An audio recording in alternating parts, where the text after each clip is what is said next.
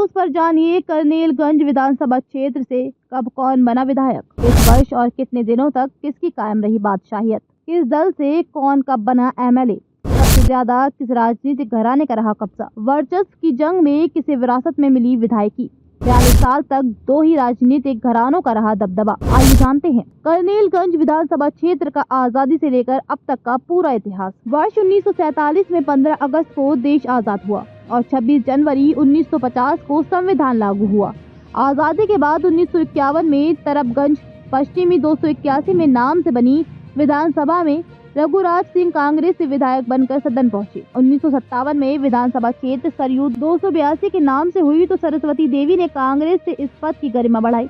वहीं 1962 में विधानसभा संख्या बदलकर 170 कर दी गई। गिरिजा प्रसाद सोशलिस्ट पार्टी से विधायक बने। 1967 में इस विधानसभा का नाम करनेलगंज 166 हुआ तो धनवा के कुंवर मदन मोहन सिंह निर्दलीय विधायक चुने गए तथा चौधरी चरण सिंह के नेतृत्व में बनी सरकार 2 साल में ही धाराशायी होगी। इसके बाद 1969 में एक सामान्य किसान परिवार में पैदा हुए बाबा भगेलू सिंह संयुक्त सोशलिस्ट पार्टी से विधायक बने। पुनः 1974 में विधानसभा संख्या बदलकर 163 कर दी गई और कांग्रेस के टिकट पर रघुराज सिंह एमएलए चुने गए।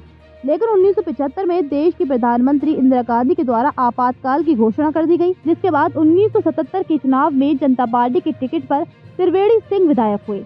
42 वर्षों तक केवल 2 ही राजनीतिक घरानों का रहा दबदबा। करनेलगंज क्षेत्र में बरगदी कोट परिवार के कुंवर अजय प्रताप सिंह उर्फ लल्ला भैया तथा भभुआ कोट परिवार के पूर्व मंत्री योगेश प्रताप सिंह का नाम पहले से ही राजनीतिक घराने से ताल्लुकात रखता है। ये कहा जाए कि राजनीति के इन दोनों धुरंधरों को राजनीति विरासत में मिली अतिशयोक्ति नहीं होगा। वर्ष 1980 में भभुआ कोट के उमेश्वर प्रताप सिंह भारतीय राष्ट्रीय कांग्रेस पार्टी आई के सिंबल पर जीतकर विधानसभा पहुंचे। 1985 में इन्होंने दूसरी पारी इसी पार्टी से खेली और विजयी रहे।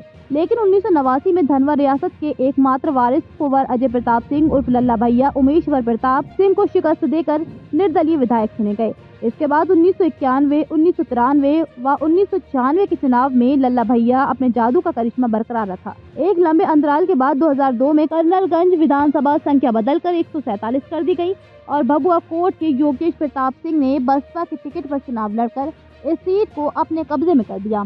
वर्ष 2007 के चुनाव में पुनः बरगदी कुंवर लल्ला भैया कांग्रेस के टिकट पर विधायक बने, लेकिन कांग्रेस से एक ही वर्ष में उनका मोह भंग हो गया और 2008 के उपचुनाव में उन्होंने अपनी बहन कुंवर ब्रज कुमारी सिंह को बसपा से लड़ाकर क्षेत्र की बागडोर उनके हाथ में सौंप दी।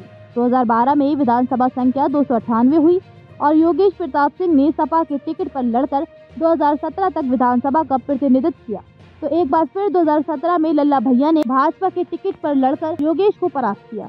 2022 की विधानसभा चुनाव में भारतीय जनता पार्टी ने परस्पर की अजय सिंह को पार्टी से प्रत्याशी बनाया और उन्होंने भारी मतों से जीत हासिल की। विधानसभा चुनाव को 3 वर्ष बीत चुके हैं। 2027 में उत्तर प्रदेश में विधानसभा चुनाव होने हैं, जिसको लेकर सत्ताधारी दल अपनी उपलब्धियां गिनाने में लगा है तो विपक्ष उनकी कमियों को सभी अपनी अपनी तैयारियों में जुट गए हैं। धार्मिक और सामाजिक और निजी कार्यक्रमों में पुराने राजनीतिक घरानों के साथ साथ कुछ नए चेहरों की मौजूदगी व चहल पहल भी आगामी महासमर को दिलचस्प बना रही है, जो आम जनमानस में व्यापक चर्चा का विषय है।